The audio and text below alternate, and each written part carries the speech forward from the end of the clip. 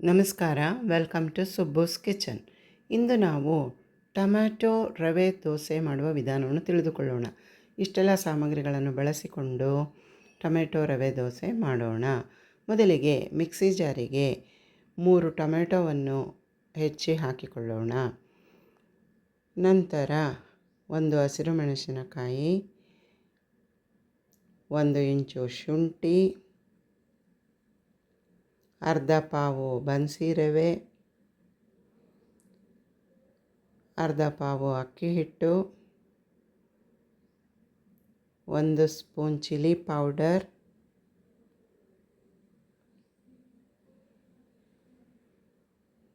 ರುಚಿಗೆ ತಕ್ಕಷ್ಟು ಉಪ್ಪು,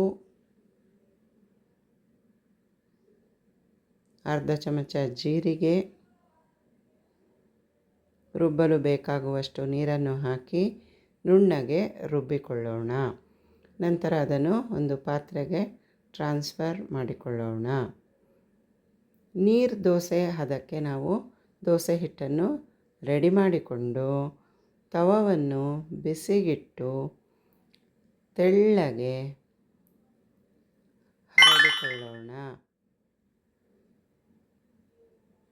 ತೆಳ್ಳಗೆ ದೋಸೆಯನ್ನು ಹುಯ್ದು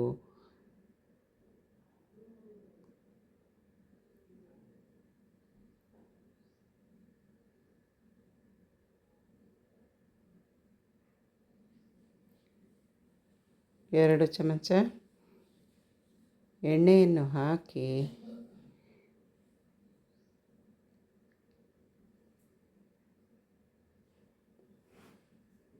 ಎರಡೂ ಬದಿಯಲ್ಲೂ ಗರಿ ಬೇಯಿಸಿಕೊಳ್ಳೋಣ.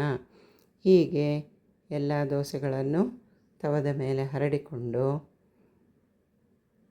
ಎಣ್ಣೆ ಹಾಕಿ ಚೆನ್ನಾಗಿ ಗರಿಯಾಗಿ ಬೇಯಿಸಿಕೊಳ್ಳೋಣ. ನಾನು ದೋಸೆಯನ್ನು ಹೀರೆಕಾಯಿ ತೊವೆ ಅಥವಾ ದಾಲ್ ಒಟ್ಟಿಗೆ ಸರ್ವ್ ಮಾಡಿದ್ದೇನೆ.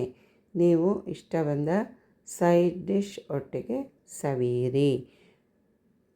ಬಹಳ ರುಚಿಕರವಾದ ಟೊಮ್ಯಾಟೊ ರವೆ ದೋಸೆ ಸವಿಯಲು ಸಿದ್ಧ. Please do share, like and subscribe. Thanks for watching.